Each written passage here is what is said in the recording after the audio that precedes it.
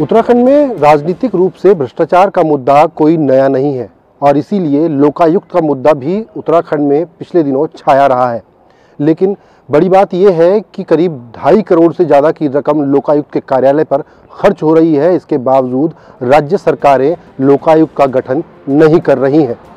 उत्तराखंड में साल 2013 के बाद से अब तक लोकायुक्त की तैनाती नहीं हुई है, मगर इसके बाद भी लोकायुक्त कार्यालय पर हर साल 2 करोड़ से ज्यादा खर्च हो रहे हैं।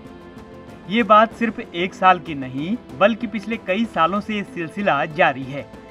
इस मामले में सरकारें और नौकरशाह आंखें मूंदे बैठे हैं। बीजेपी जिस समय गवर्नमेंट में आई थी उन्होंने एक कहा था कि हम 100 दिन में लोकायुक्त ला जाएंगे, वो अभी तक नहीं लेके आए। इसके लिए हम हाई कोर्ट में रेट फाइल कर रहे हैं कि लोकायुक्त की नियुक्ति की जाए, कि जिससे जो अभी तक इतना करप्शन उत्तराखंड गवर्नमेंट में हो रहा है वो सब सामने तभी आ पाएगा। बिना अब जैसे आप अभी इतने प्रकरण हुए हैं, जैसे अभी भर्ती वाला है और अन्य और भी मामले हैं, जैसे ज़मीन का मामला कुछ हमने उजागर भी करता है। ये मामले जब ये आएंगे सामने तो लोकायुक्त होता तो अभी तक इनमें एक्शन किया जाता, वरना अभी तक कोई भी एक्शन अभी तक किसी भी आप में देख लीजिए, किसी में भी कोई एक्शन अभी तक हुआ नहीं है। लोकायुक्त की तैनाती हो या फिर खर्च, अब दोनों ही मामलों पर पक्ष विपक्ष आमने सामने हैं।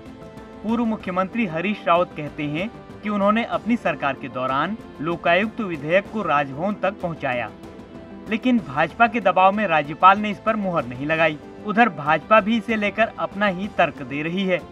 उत्तराखंड को ये शक करने का कोई अधिकार नहीं है। प्रबुद्ध उत्तराखंड को 2016 में हमारी सरकार ने लोकायुक्त का चयन करके विधिवत कानून के जरिए चयन किया था और हाईकोर्ट की अनुमति से चयनित पैनल को गवर्नर के पास भेजा था। केंद्र सरकार के दबाव में उस लोकायुक्त को गवर्नर ने दबा दिया।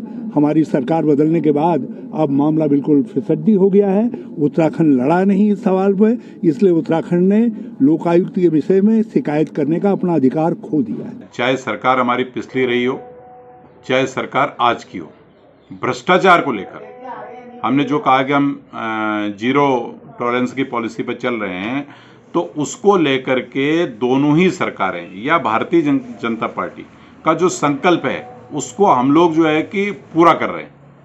अगर कहीं पर भी कोई भ्रष्टाचार का मामला आता है, कोई गड़बड़ी का मामला आता है, कोई धांधली का मामला आता है, तो ये सरकार एक ट्रांसपेरेंसी से उसकी जांच करती है और जांच करने के बाद उसका परिणाम तक उसको ले जाती है। आपने देखा होगा कि हम परिणाम तक ले गए हैं चीज़ों को। इसलिए जो है कि इस सरकार के ऊपर कोई ये नहीं कह सकता है कि हम किसी भी भ्रष्टाचारी को कहीं दूर दूर तक सह देने वाले हैं, चाहे वो किसी स्तर का हो। ये सरकार काम कर रही है और आगे भी करती रहेगी। आप यही कह रहे हैं लोकायुक्त की जरूरत नहीं है उत्तराखंड में? नहीं, भ्रष्टाचार को लेकर के मैं ये मानता हूं कि इस प्रदेश के अंदर जो कार्रवाई भारतीय जनता पार्टी की सरकार को करनी चाहिए वो कार्य सरकार कर रही है। उत्तराखंड में सरकारें यूं तो आम आदमी को मूलभूत सुविधाएं देने के लिए अक्सर बजट का रोना रोती हैं, लेकिन फिजूल खर्ची पर कैसे सरकारों का रवैया बदल जाता है, इसका सबसे बड़ा उदाहरण लोकायुक्त कार्यालय है, जहां बिना वजह करोड़ों रुपए उड़ाए जा रहे हैं।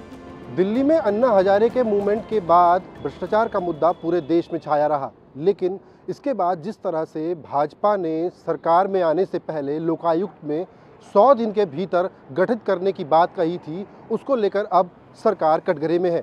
और इस पूरे मामले को लेकर जिस तरह सूचना के अधिकार से जानकारी आई है, उससे कहीं ना कहीं मामला और भी गंभीर हो गया है। देहरादून में कैमरा पर्सन प्रवीण सोनकर के साथ नवीन उनियाल, ईटीवी भारत।